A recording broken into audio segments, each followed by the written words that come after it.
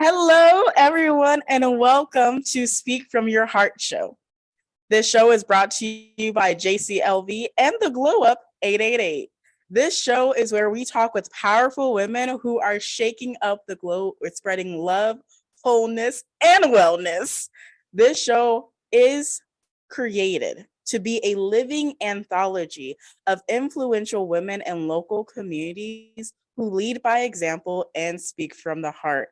And I am so excited to have with me today. Okay, I'm gonna get over the theatrics. Okay, I have Kristen Brown here, KB, self-love and relationship coach. Kristen, please introduce yourself to the audience. Well, first I have to say thank you so much, Charente, for having me here. Anytime I'm in your energy, it absolutely makes my day, girlfriend. So thank you so much. I'm so honored to be on your podcast, especially a podcast that is titled Speak from Your Heart, because that's what I do. That's what you do. That's what a lot of ladies that we both know jointly do. And I feel very honored to be here. So a quick introduction is my name is Kristen Brown. I'm a self-love, mastery, and relationship healing author, life coach, and speaker. And recently I just wrote my second book called The Recovering People Pleaser, a spiritual guide to reclaim your true worth and attract the love you deserve. I'm also the host of the Sweet Empowerment podcast, Reclaiming Your Personal Power, and a mommy to 3. That's you doing a whole lot, Miss Kristen Brown. You doing a whole lot, and I love the ambition and I love all of the achievements. But I have a question for you. How did we get here?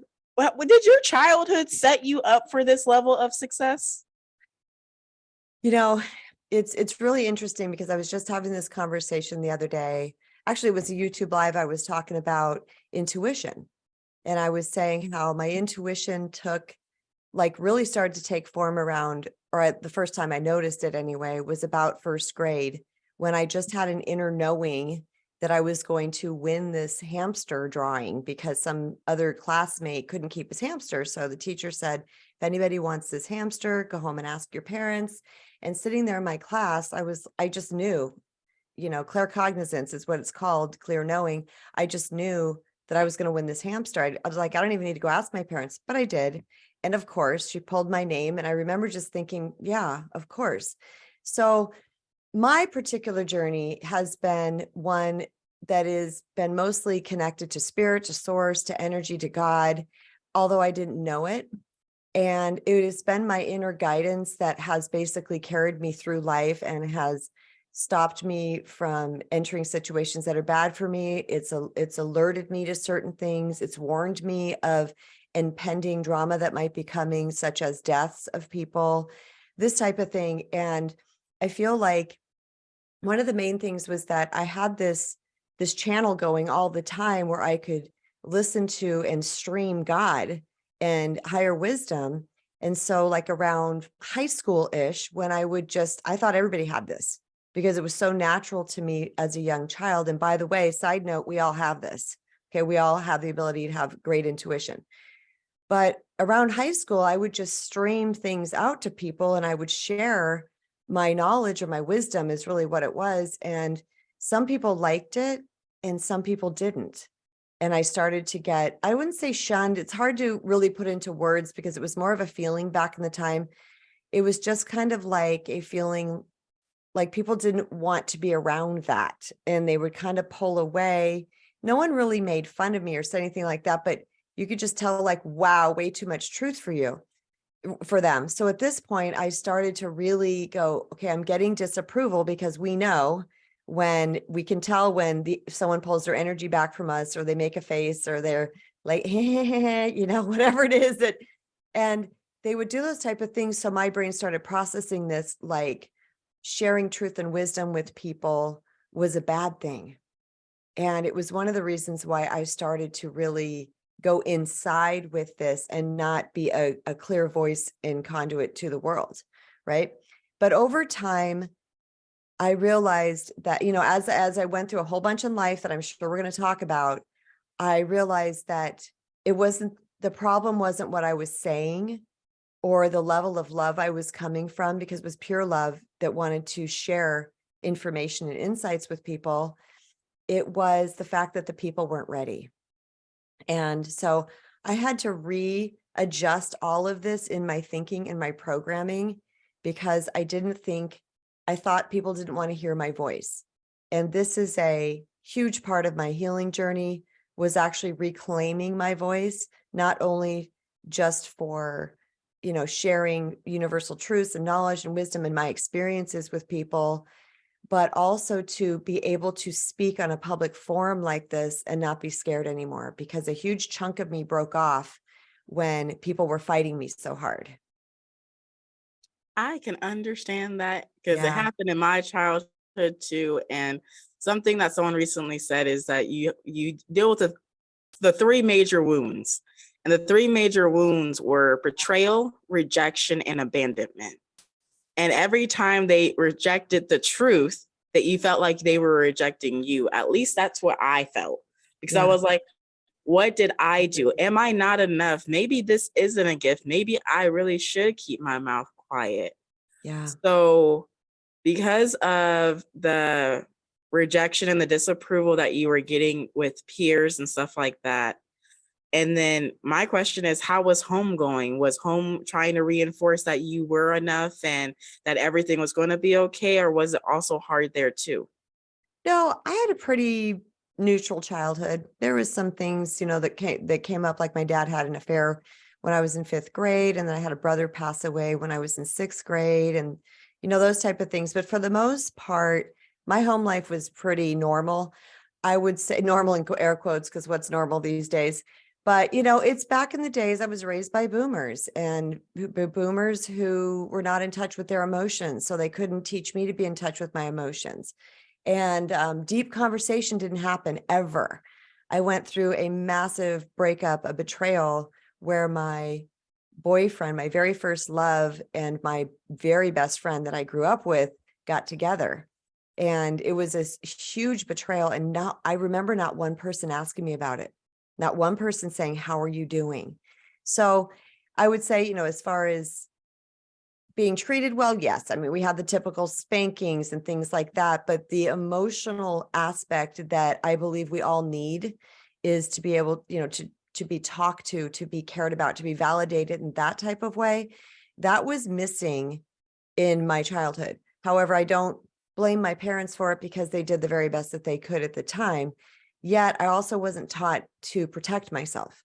I wasn't taught that I was valuable, because this type of language wasn't happening. And in fact, the opposite was happening, because my mom was a massive people pleaser. So she was always trying to like, don't stand out, don't ruffle feathers, don't, she had said to me and my younger brother not recently, this was in our adult years. I forgot exactly how she worded it, but basically she's like, she told me, "You need to be more diplomatic." And she told my brother, she's like, "Why do you always have to tell the truth? Like, to be so outward with the truth," right? Because she was all about telling the truth and not lying. That was huge in our household. But like, stop being so honest with the world. And so these were the messages. And I had a beautiful, amazing mom. Like, I had a huge panic attack when she passed away, because this was like my earth angel leaving me. But, there was those type of things that I picked up along the way. The problem with that is that, since as a young girl being raised with all boys and in a neighborhood full of boys, and there was girls, but they were kind of always doing their own thing, that I did not know how to protect myself, because I wasn't taught that. I was taught to get scrappy with it. So I got really into my masculine, and I didn't know how to like be in my feminine to actually have the response that a male people in your life will respond to, because I just got right in there and scrapped with them, right? So the part about not being protected, and this kind of like leans into my whole path of romantic relationships, is that when we're not taught to value ourselves, we're not taught our worthiness, we're not taught to protect ourselves and to know what type of behavior is okay, then we kind of accept anything, because we don't really know. Not only that, if you're being like, I don't want it to sound like my childhood was idyllic, because it wasn't. I mean, my dad was grouchy and he would call us slobs and, things like this. Not all the time. He was either not talking or he was angry. This is in later years. My mom said he was amazing before he got his high stress job, but that's what we got later. So there's a lot of messages that came from that too. So also when other people, men, and actually women too, female relationships didn't treat me kindly, it didn't stand out as a beacon to me because I was used to it. So I developed this pattern of pretty much accepting the unacceptable from people in life, and until that completely imploded later in my life, which we can get to. My. I'm just so much. And I know in your first chapter of your new book, Recovering People Pleaser, okay? I have been reading. It was talking about the relationships are mirrors of what's going on the inside of us. Mm. And so, can you tell me about the College of Kristen? Can you tell me about the relationships that were the catalyst to remind you that it's time to go to yourself first instead of going to the outside for the blame game? So good. So my first relationship cheated on me. My second one cheated on me and was physically abusive. Let's say this brief dalliance, that guy didn't care. I was not a priority. Then my next one after that, I was not a priority. And there was, I'll just leave it like this. There was cheating in ways. There was betrayal in ways. And then the next one after that was the big, what I call my tsunami, which was this: there was cheating, there was substance abuse, and there was betrayal, and there was abandonment, and all of those things. So my entire relationship history had some iteration of abusing, cheating, all the things that I had just listed. Well, in 2009 and 10, when my husband at that time he chose to abandon the family, including his biological daughter, because we had had a daughter together. So I had two from another husband, and then we had a daughter together, and he chose to abandon the family, leaving me basically with a massive house payment. And I had just retired from doing hair because he was an international pilot who was gone 5 to 6 weeks at a time. And now I had another child. So I basically went from single parenting with 2 children to now kind of single parenting with 3 children, plus working full time and all the things. Well, I had supported him in his career upcoming through, just being a air tours pilot at the Grand Canyon to becoming an international pilot on a huge private jet. So when he made a certain amount of money, he was like, well, why don't you just stay home? Because truth is, he didn't want to do anything when he got home. He even put our youngest in daycare when he was home for those 6 weeks at a time. So he was like, well, why don't you just not work? Right. So it sounded great to me at the time because I was absolutely exhausted. And I said, yeah. So I gave up my entire hair clientele. So fast forward to the abandonment and the leaving of the family and the cheating and all the things. So I was left basically homeless with 3 kids in tow. And I'm not somebody who ever saw this coming. I've worked since I was 15 years old. As soon as I could get a job, I got one, paid my dad back for my car ASAP. I've never missed a bill. I had an 841 credit rating and even owned a brick and mortar salon at one point. And here I was homeless with 3 kids in tow. And it was my ultimate fear. It's something that even when I get myself into that space to this day, I will start crying. I will tear up. Like I can feel it right now because it was my absolute ultimate fear that I would not be able to care for my children. Luckily, for the generosity of my mother and stepfather, and they had the space in their home, they ended up taking us in. And we ended up being there for 5 years while I rebuilt my life. But during this time, I was angry. I was bitter. I was basically all the negative feelings you could possibly feel. And I could feel myself hovering over the abyss of victimhood and I had a right to, right? I was victimized. And I look, going back through all my relationship history, I was like, why does this keep happening to me? Why? I'm a good person. I know I'm a good person. And I'm like, and I had questioned myself, like, am I not? Like all through these relationships, there's something I'm doing wrong. But then I was watching other women just do heinous things and their man's still there. And I'm like, I didn't get it. It was very, very confusing to me. So at this point, I remember, and I say hitting my knees, but basically I wasn't physically hitting my knees, but I hit my knees and I asked God for help. I said, I don't know what's happening here. I don't know why I keep having this pattern. I need your help. Help me break free from this for good. And during one of the last arguments with my second husband, this is when he was still living in the house with us, when we were arguing, when once again, I was trying to convince a partner that their behavior was not okay and it was going nowhere. Once again, saying it's not okay that you're doing this, not, trying to turn it around on me. He basically said, you're going to have 2 divorces. You're the one, you're the problem. You're the common denominator. And I just fluffed it up like, whatever, a-hole. The rantings of a narcissist, didn't think anything of it.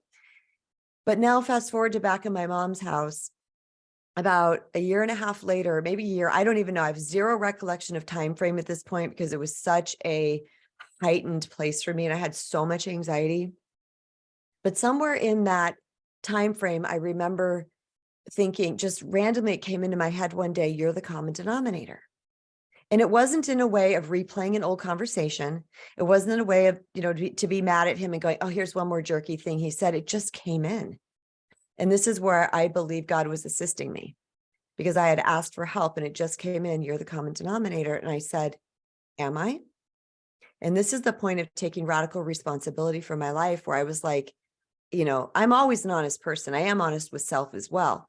But this was a level of depth that I had never gone to with myself before. And I said, you're the common denominator. How is that true? So I looked at all the relationships in my life and I was like, well, how can I not be the common denominator from all these failed relationships? Because I'm obviously the constant variable. So of course, then I said, okay, I had heard somewhere along the lines that relationships will reflect back to us how we treat ourselves. So I asked myself, how did these people treat you? And I listed off the things that I told you: disrespect, dishonor, abuse, lack of protection, taken for granted, all of the things.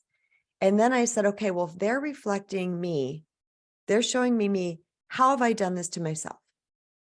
And this was one of the greatest awakenings I had because I realized that I listed off all the things that you read in the book. I disrespected myself like this, dishonored myself like this, blah, blah, blah. I went through the whole thing and I stood there and I was like, holy crap, I'm doing this to me. And I didn't realize that it was at the time, I wouldn't call it energy. I didn't know what to call it at the time. I just knew that I had done this to me by the way I was showing up in relationships. So it was clear as the light of day. I mean, it was absolutely in my spirit and my soul. Every part of my being was like, this is it. But Charente, I didn't know how to fix it. I was like, I don't know what to do with this. And the coaches weren't a super big thing back then.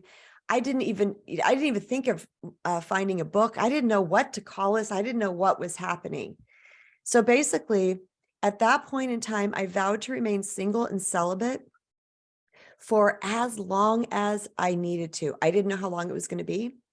And the reason why I say celibate is I didn't used to say that in the beginning. I just say single, because when I mean I completely disconnected from hanging out with any potential males. I had some male friends that I would talk to on the phone that they were not love interests, but I absolutely refused to hang out with any or go anywhere that was a potential of even meeting a partner, because I knew I was not doing well in that arena and I would just repeat this pattern because my inner world hadn't changed. So I call that time the College of Kristen, because it was a time of very concentrated study.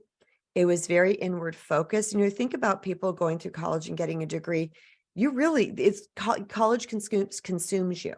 All right. There's a lot going on there. There's a lot of homework. There's a lot of things happening. And so in hindsight, after I went through this and I looked back on my life, I said, wow, that was like a really condensed journey. And that's when I called it the College of Kristen, because there was so much learning and concentrated focus. And it turned out to be the absolute best thing that I did for myself. I absolutely love it. And I thank you so much. I know the listeners are thinking, okay, single and celibate, like, what? I don't understand that. I know for me in my journey, when I also realized the pattern, I stopped cold turkey altogether, saying I will be single for right now. And in that singleness, abuse still happened because I did not 100% cut everything off. And I learned from that, like you learned from yours, and you went into Yes. concentrated focus. And then after that concentrated focus, some things started opening for you, like some books. You started writing some books, doing some podcasting, meeting your next boo thing. Is that right? Yes. Well, let me tell you the intermediate part, what happened. So I had, right after my tsunami husband is what I call him. I refer to that time of him leaving as my tsunami because everything that my identity was washed away. So it's like everything that made me feel safe and secure in the world was gone. It literally felt like a tsunami had come in and wiped my world out. I was homeless. I no longer was a homeowner. And by the way, it was the proceeds from my personal house that went into this house. And this was during the biggest economic downfall since the Great Depression. So that large amount of money that went into this house, we ended up walking out with like $6,000. Luckily, we were able to sell the house. And, it was hundreds of thousands of dollars I put in there, walked out with, which he again wanted half of, even though he was the man that was making all the money. And here I am homeless. He insisted on half of that $6,000. So basically I had $3,000 into my name. That's it. And so my tsunami came in. I lost my house. I wasn't a homeowner anymore. I wasn't a wife anymore.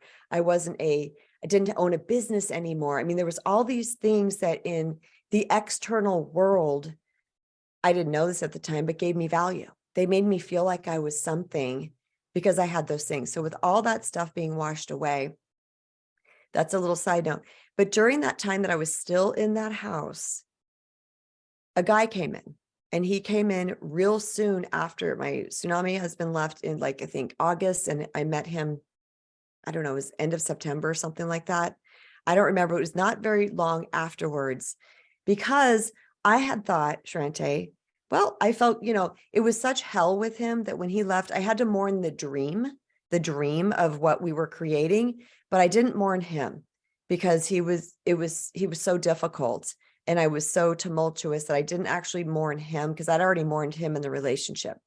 But it was day 21 after him leaving that I woke up because I was crying myself to sleep. I mean, there was a lot involved in this, but I woke up on day 21 and I felt amazing.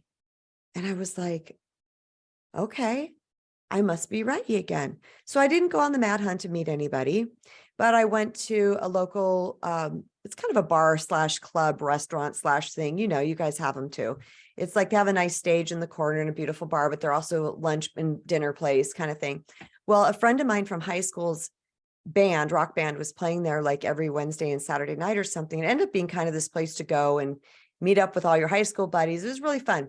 Not on the mad prowl, not a huge drinker. So it wasn't like I was there, trying to find my guy, but I happenstance met someone one night. Even still, I said, it was really nice to meet you. I left at 10 o'clock. I'm like, okay, it was really nice to meet you. I'm going home. And he was like, well, can I walk you to your car? Yes. Long story short, took my phone number, texted me later that night about wanting to get together in a few weeks. And I said, no. And he was cute and fun. And I was just like, no, he traveled a lot and he was going to be gone for 3 weeks and all this stuff. And I was like, yeah, I don't want that in my life. I just dealt with that, with someone being gone all the time. Long story short, he can continue to pursue me. And I liked him, but once he told me kind of his schedule, I was like, no. So it wasn't a hard yes. And we started dating. And of course, the I love yous and all these things. Long story short there, you guys can read the story in my book. He broke up with me too.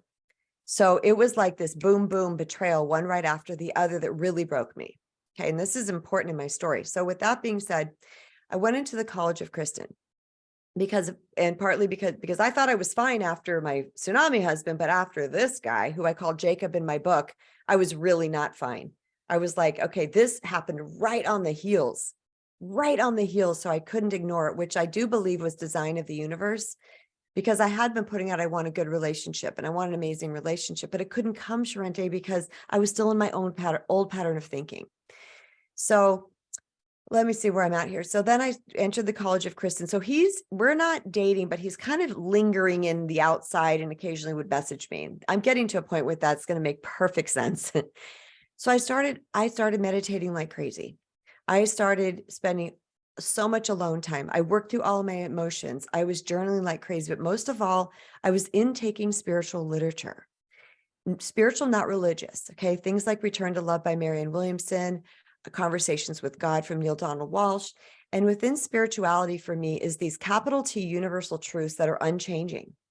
And we can feel them because the ringing true in our spirit. And as I was reading these things, and I was reading stuff on mediumship. I mean, I was reading all kinds of stuff, right? But it was all things that had to do with the ethers, like the energy and source and that type of thing. So I started to adopt these universal truths to myself. And I couldn't tell you exactly what they were, else I'd be quoting people like crazy. But slowly but surely, my inner world was changing unbeknownst to me.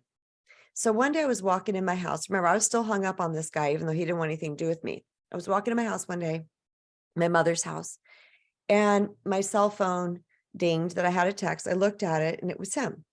And the old me, the needy, the desperate, the love, please love me would have fired back. First of all, I would have been so excited that he texted me, and then I would have wanted to say something back and try to somehow manipulate the situation to get him to see me or to see how, if he was like trying to dip in again. And I just looked at my phone and I shut it because it was those flip phones back then. And I went, yeah, I don't need to answer that. But there was no drama. There was no anything. It was just, and that blew my mind. I stopped dead in my tracks and I said, what happened here? What the hell? Because that was not like me. And I started to notice that I was changing, and I asked myself what changed. And what had changed was I had healed my self-worth. So I didn't even know it was a self-worth that was missing until I healed it and asked myself that question that day. And then I realized as time went on and I did more of this work and all these things, I realized, wait a minute, the world is walking around with shame and unworthiness. We are the walking wounded. We have these wounds inside of us. We have these programmings, which is why I was talking about just that piece about intuition in the beginning, because that was part of my programming. So we all have these things. And I started to look around in the world and I saw it in everybody. And it gave me compassion because, first of all, it made me also feel like I wasn't alone. But I had so much compassion for the world at that point because I'm like, we're all the walking wounded. We all are. And in all caps, in 10,000 font, we can heal it. My. I appreciate the flip phone of no. Okay, that gave me Megan the Trainer vibes. I just want to, okay, cool. So I do have 2 more questions to close out. Okay. So you've had to me an amazing life full of lessons and blessings and gifts that were given from the universe. And so my question to you is, what is one thing that you would love to share with someone who is currently in a people-pleasing spiral? Number one, hands down, it's fixable. Is you do not need to look into the outside world for love, approval, and acceptance. It's simple, and spiritual truths are always very simple. You simply need to return back to the true worth, capital T, capital W worth that is in the cover of my book, to return to the true worth that you came here with. Because there is no question about whether we're worthy, and we're all perfectly designed exactly how we are. We are not fatally flawed. We can't stand apart from other people. We are all one. And the problem is that we fractured that out when we got the conditioned and programming messages from the outside world coming up through life. That is why we put on the masks. That's why we shape-shifted. That's why we chameleoned. That's why we morphed. That's why we did things that we probably shouldn't have done. We've dishonored ourselves. We disrespected ourselves, all in the name of hoping to get love, approval, and acceptance from somebody else. The magic, Charente, is when we apply the 5 self-love tenets to ourselves, which are in my book. We will magically start to heal that wound. We will fill our worthiness cup, and we will organically and naturally shift into a cleaner, clearer version of ourselves. A lot of people think when you heal people pleasing that you're going to become selfish, and it's not true. What happens is you become centered in self. You now matter, and you will equally balance the needs of others, where people pleasers hyper focus on the needs of others. You will now balance the needs of others with your own needs. And this is what's called interdependence. So this is what we're aiming for. I love it. And I know for me, my principle for life that my mom gave me was some of all and all of nothing. So you can help some people, but you don't have to help all the people. I love that. Thing. And so I love what you just said. It's so very, I will just say, as someone else that can testify from that experience, I can testify myself of that is how I loved myself, which was looking at the 5 love languages, applying them to myself, and then seeing the 5 love languages play out with other people and get to see what type of how they perceive love as well. Because yes, there's the 5 ways to show it, but there are 8 different types of love too, which I find so amazing about how amazing and big and vast love can be. So I have one last question for you, Kristen, because people need to know where you are. Like, where are you, Miss Kristen? Are you on the YouTubes? Are you on the Instagrams? Like, where are you located? Where can people find Kristen? Okay. Well, just to be clear, I'm not sure if you understood that I was talking about the 5 tenets of self-love, which is not the love languages. It's the 5. Okay, then what are the tenets? Oh, well, maybe I need to discover that in the book. You are going to read them, and you're going to love it. It is, as you keep going through this, you will get to the 5 tenets of self-love. I can actually tell you them if you want. It is respect and protect of self. It is grace and forgiveness of self. It is compassion and acceptance of self. Is positive and supportive, loving talk of self, and self-care. That's the 5 tenets of self-love. So when we start to apply those things to ourselves, we will naturally and organically step into a cleaner, clear version of us. Because I say it like this: we're all these beautiful, gorgeous black Bentleys. I like Bentleys. I normally say red Ferraris because people get the visual better, but I really like Bentleys. So we're this gorgeous Bentley, beautiful, shiny bit with all this mud on it. All this mud on it. The value is not gone. It's just caked with mud. So when we start to apply the tenets of self-love to ourselves, we will shift and morph in a way. And there's other things in the book, like the boundaries and connecting with our divinity and healing our nervous system. Like all those type of things are in there, and retraining our brain. All those things are in here. Okay. But when we do this, what's going to happen is that all the mud gets washed off of us. And we now rise as our brilliant and beautiful self without the need to manipulate, which is what we're doing as people pleasers. Let's be honest. It's covert manipulation. We're trying to control the way people think about us. Okay.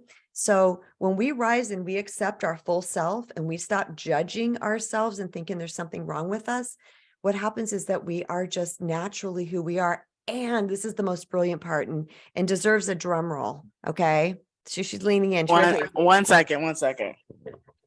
Yeah, there. Let me see if I can do it. Drum roll. What happens is that our energy shifts. Okay. Our vibration rises.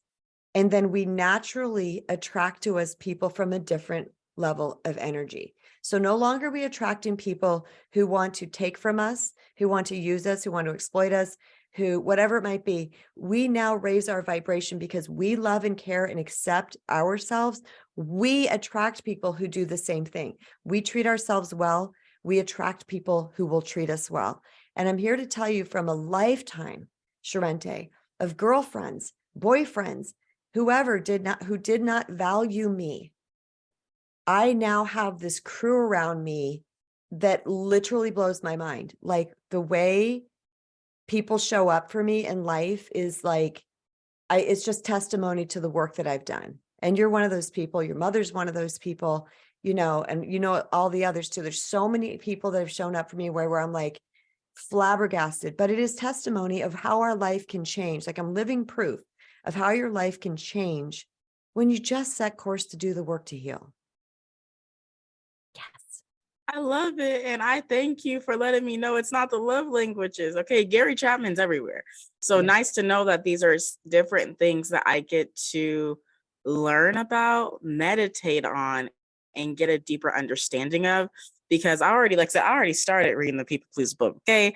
And I'm excited to see what else is in store, because I was around the time that you were getting the data before you started writing the book. And then you're like, I'm writing a book. And I said, she's writing a book. I'm excited. And I've been waiting for this book since you started writing it like over a year ago. So I'm very happy to have it. I'm very thankful that you took the time to write these musings out. I'm thankful that you also added meditations to here that you did, as well as to give the little quotes and the bold nugget points. So you don't have to just highlight it, because when I'm reading a book and I'm reading especially a self-care development book, it's nice when things are pre-highlighted for me, because I'll end up highlighting the entire book and you're like, well, what was the most important part? The entire thing? Yeah, really. Well, let me tell you this, just so everybody knows that Charente and I know each other from the Wisdom app, and they heard about this book for a year, right? They heard when I was going through the publishing, we were having the format issues, and you can see, and this is the thing, like you pointing out those particular things in here. This is the stuff I was a stickler on. I was like, no, I want it spaced out a certain way. I want bold this, I want that italics. Like I wanted it to be aesthetically pleasing and easy to read. I wanted people to be comfortable reading the book. Not, I don't know about you, Charente, but if I read a book that's like the print is this big, I get frustrated over time. I'm like, I can't read this. It's just, this is too It has to be an audiobook at that point, because if it's not an audiobook, I'm not consuming that book. I don't have time. And I've had so many people say they can't put it down. And that, I had this energy that I was putting into this book. First of all, it's all written out of love. But I had like a certain things, like I want a book that people can't put down. I want a book that they're going, oh my gosh, this makes so much sense. I want a book that made them feel, but in an empowered way, not in a, oh God, I suck type of way. And I wanted each sentence to be powerful, and I didn't do it in a way that I was consciously like, make sure this sentence is powerful. That's not what I meant. I wanted it to be, you know what someone said the other day, Roman Wyden said the other day, he said, there's no fat in it. He's like, it's this book that's like not a bunch of fluff going on. Like I cut through, and I said, that's what I wanted. So I wanted it to be easy, because a lot of times there's this thing going on that people won't read a whole book, right? They'll get to halfway through and then they just kind of let it sit there. But the whole book, you guys, if you do purchase this book, the entire book is purposeful. And I want to say this, the beginning, part 1, is setting you up about the what and why of people pleasing. And then there's this crescendo at the top, which is how to heal it. And then the other side is life after it. It's how you show up from this way, which is the boundaries and the connecting with your divinity and the law of attraction and those type of things. So it has this kind of cadence to it. There's a purposeful what would I say? A purposefulness. It is very intentional, and it literally follows the plot when it comes to any story, because when you said that, I was like, oh, English class. When you're setting up a plot, you have the rising action, you have the climax of, oh my God, and then you have the falling action into one catastrophe, or into where things are at the better homeostasis of there's more joy now. They got that promotion and now everything has worked out because they figured it out at the end. Yeah. So I love that you did that. And I know I'm getting a lot of hype to this because I read it last night on the Wisdom app. Okay. I read part of chapter 1. Yes, it was so great. It was so great. There's so much personality in this book. You'll feel like she is talking to like one of her friends and having that heart-to-heart conversation. That's what this book feels like. It doesn't feel like preachy, churchy, judgmental, and that you, like, as you said, you're going to hell for this. No, you're being risen out of it. It's teaching you how to rebirth and the rebirth process from people pleasing, because when you take the time to no longer do that, you are birthing yourself out from the better direction, not from the direction where you're hanging yourself, because thinking about a baby coming out, if it comes out the wrong way, it hangs itself. If it comes out the right way, then it doesn't hang itself and it's free and it gets to live and gets to do life. But the exact same thing happens with people pleasing. We cut ourselves off from all the love that we have for ourselves to sacrifice and think that's okay to give to others, not realizing that that is killing us because we need our love too. And Yes. so I love this book already. Okay. I love the intentionality. I love the aesthetics. I love the colors. And I love that you were able to reflect, because not everyone takes the time to reflect on their life. And they definitely don't take the time to reflect on their life, write a book, and go through a whole production process. Because please know, when you guys are hearing me say this, it is not easy to go through a book publishing process. If you try to research it yourself, please know that publishing a book with marketing and all that is around $10,000 easy. Okay, so I thank you for the investments of your life experiences and of your time, and of you taking the time to do the book and then doing the financial backing to do the thing. There's a lot of things that had to happen here. So I'm thankful that you did all those things, and that I get to celebrate you after you got over this finish line, which was this next book. There will be more. I already know that. This is one of many. Yes. And I love the cover too. The cover, the designer people slam dunk that. I said, that's it. Like, they gave me 10 examples and I said, that one right there. I kind of gave them ideas of it, but I wanted it bright. I want people to look at this like it's a joyful process. Okay. This is a joyful process. You will only feel good doing this process. There's no part of this process that you're going to feel bad, because everything that we need is of God, and God is love, and love feels good. So exactly. yes, the healing it's amazing. But And thank I you, love because it. I really like that I was hoping my personality would come out in this, because I wanted it to be like you said, and so many people have said that. A lot of our mutual friends have said, Kristen, I hear you. Like, I literally hear you when I'm reading this. And I left in cuss words just so everybody knows, because that's how I talk. It's not oversaturated. I appreciated it though, because Yeah. I was like, ooh, I could add all my personality to reading this book. Yeah. Because the thing is that for me, cuss words are just an additional way to express oneself. It's not a way to degrade, demean, or deplore someone else, kind of thing.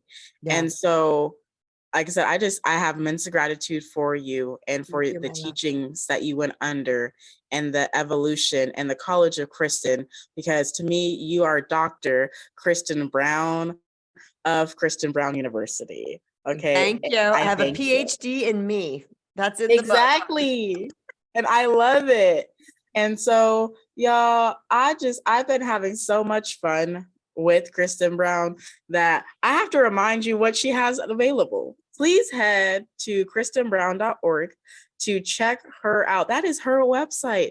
If you want the recovering people pleaser, okay, a spiritual guide to reclaim your true worth and attract the love you deserve, this is available on Amazon, Kindle, and paperback. Check it out. Check her out. It's okay to read more books about healing. The journey never stops. Please know that. If you think there's an end, there's no end. The only end that exists is the one of the physical no longer being here, but your energy still remains. So we thank you so much for listening in and being with us today. The Glow Up thanks you. JCLV21 thanks you for being here. And we all love you and cherish you. And this is the end of Speak From Your Heart show. Come back for the next episode, where we're going to be talking to someone over in India. It's going to be a fun conversation where we get to learn about nomad marketing and how she was able to triumph. And she shares things that she never shared before in a conversation. So you have to make sure that you stick around to check it out. Thank you so much, Kristen Brown, for being on the show and being with me. And I love you so very much. And I'm giving you a virtual hug. I love you so much. Thank you, sis. So much. Okay, and out.